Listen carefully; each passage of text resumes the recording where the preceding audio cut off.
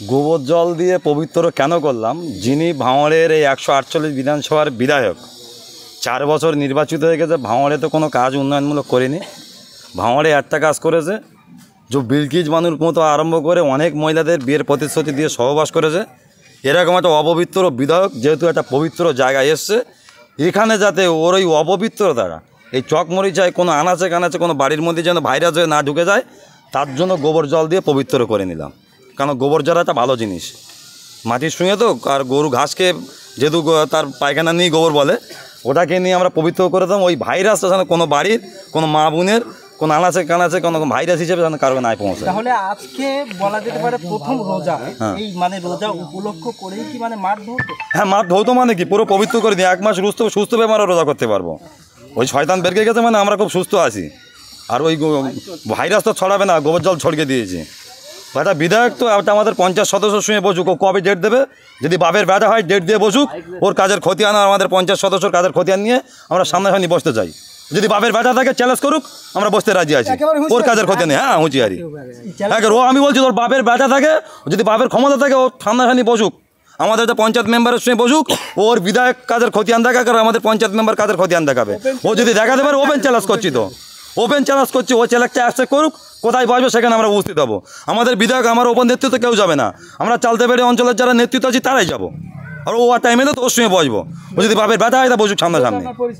মোহাম্মদ ওইদুল ইসলাম, আমি 122 নম্বর পঞ্চায়েত সমিতির কনভেনার। এবং এসেছেন না যে জায়গাতে বসেছিলেন, সেই জায়গাতে আপনারা গোবর জল দিয়ে ধুলেন, কি বলবেন? নওশাদ সিদ্দিক একটা নোংরা লোক। বিলকিস বানু তাকে বিয়ের প্রতিশ্রুতি দিয়ে লাগাতার তারে তোমার সঙ্গে মেলামেশা করেছে। তো মেলামেশা করে তার তোমার বিয়ের প্রতিশ্রুতিতে বারে বারে তোমার বিয়ের প্রতিশ্রুতিতে তোমার মেলামেশা করে এসছে, আসার পরে তার সঙ্গে বিয়ে করেনি। একটা নোংরা লোক। আর এই পর্যন্ত নওশাদ সিদ্দিক এই 4-4.5 বছর হতেই যায়, এখনও বিধায়কের কোটার কাজও একটা লাভাতে পারেনি।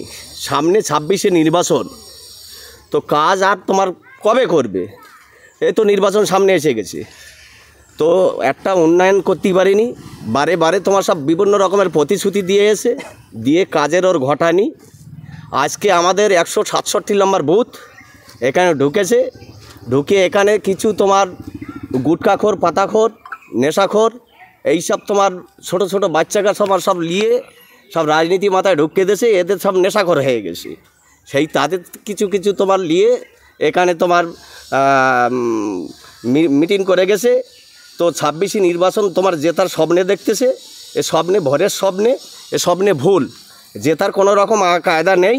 আমাদের মাননীয় শওকত মোল্লা অবজারভার, আমাদের ভাঙড় বিধানসভার 148 বিধানসভার অবজারভার, উনি 26 নির্বাচনে তোমার ওনার নেতৃত্বে যেই এখানে ক্যান্ডিডেট হবে 1 লক্ষর ওপর ভোট তোমার জিতবে, এটা আমরা আশাবাদী। এতে কোনো সন্দেহ নেই, তৃণমূল কংগ্রেস জিতবে। তোমার এই পর্যন্ত আমাদের যেটি বলে যে তৃণমূলের তোমার যে কতটা কাজ করেছে তার কঙ্কনা ভাগে আমরা তোমার দেখাবার আমাদের তোমার সে ক্ষমতা আছে।